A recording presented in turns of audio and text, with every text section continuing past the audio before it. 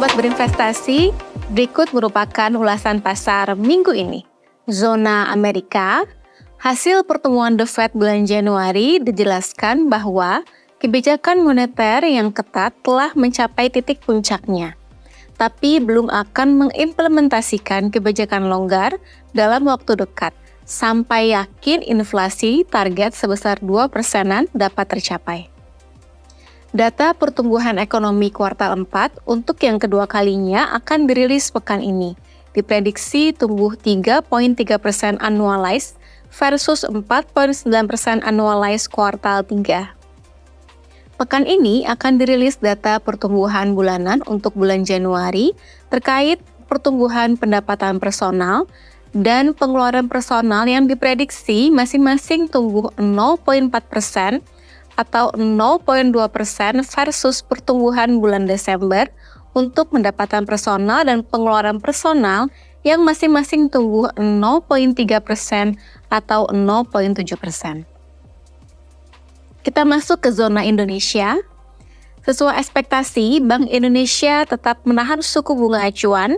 Kondisi suku bunga saat ini masih cukup untuk menjaga tingkat inflasi, mendukung pertumbuhan ekonomi dan menjaga stabilitas nilai tukar rupiah atas dolar. Tingkat pertumbuhan kredit bulan Januari tumbuh 11,83% year on year, lebih baik dibandingkan pertumbuhan bulan Desember yang mencatatkan pertumbuhan 10,38% year on year.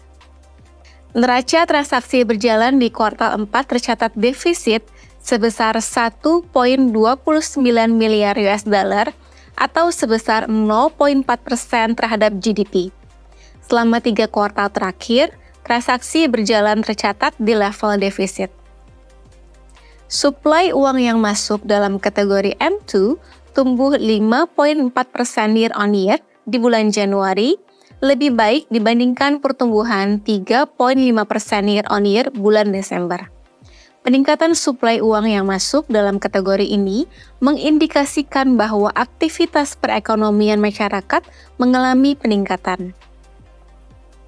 Beberapa data yang akan dirilis pekan ini adalah kondisi manufaktur bulan Februari akan dirilis pekan ini, diprediksi masih berada di fase ekspansi di level 52,8 versus 52,9 bulan Januari. Tingkat inflasi bulan Februari akan dirilis pekan ini, diprediksi tumbuh 2,56% year on year atau 0,1% month on month versus pertumbuhan inflasi Januari sebesar 2,57% year on year atau 0,04% month on month. Market view, IHSG selama sepekan ditutup melemah 0,55% week on week di level 7.295,95.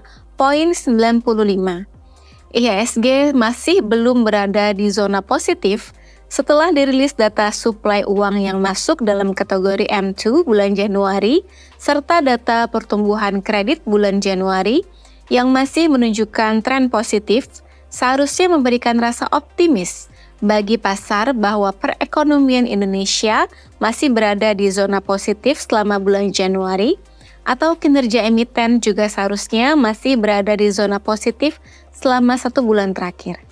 Pekan ini akan dirilis kondisi manufaktur serta inflasi bulan Februari yang diprediksi masih relatif terkendali, seharusnya dapat memberikan efek positif bagi IHSG. Asing mencatatkan pembelian bersih sebesar 1,03 triliun rupiah selama sepekan atau inflow sebesar 21,08 triliun rupiah secara year to date. Pada pekan lalu, 3 sektor yang mencatatkan pelemahan tertinggi adalah sektor teknologi, keuangan, dan industri dasar, masing-masing sebesar minus 1,43%, minus 0,68%, dan minus 0,23% secara mingguan. Pada tanggal 23 Februari 2024, yield benchmark Sun 5 tahun flat di level 6,45%, yield benchmark Sun 10 tahun turun di level 6,55%, yield benchmark Sun 15 tahun flat di level 6,75%, dan yield benchmark Sun 20 tahun flat di level 6,82%.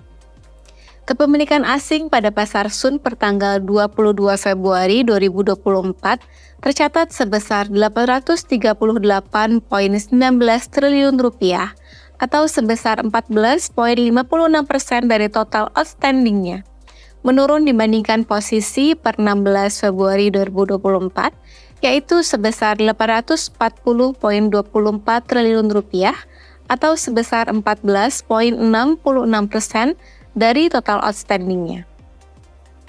The Fed telah mengindikasikan kebijakan moneter yang longgar di tahun ini atau adanya penurunan suku bunga sebanyak 3 kali yang akan berdampak positif bagi pasar finansial dunia termasuk Indonesia.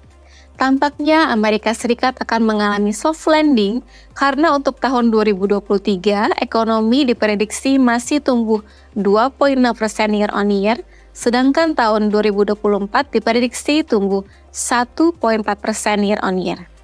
Bank Indonesia juga diprediksi akan mengimplementasikan kebijakan moneter yang longgar di tahun ini yang akan berdampak positif bagi pertumbuhan ekonomi Indonesia. Pasar obligasi akan bereaksi positif terlebih dahulu akibat perbaikan kondisi makroekonomi yang akan diikuti positifnya kinerja di IHSG. Sobat berinvestasi, tetaplah berinvestasi.